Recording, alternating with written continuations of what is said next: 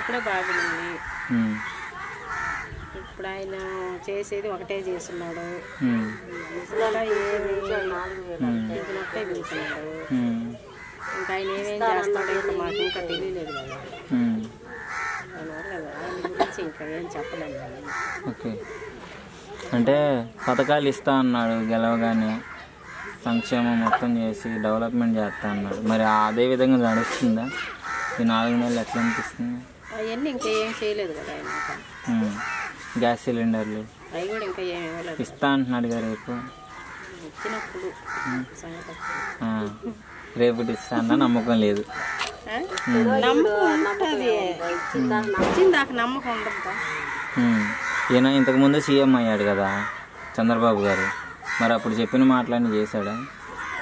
అప్పుడు మాకు చెప్పినట్టు విన్నప్పుడు అంటే అప్పుడు మేము ఏ పథకాలలో లేము, ఉన్న వాళ్ళకి చేశాడు.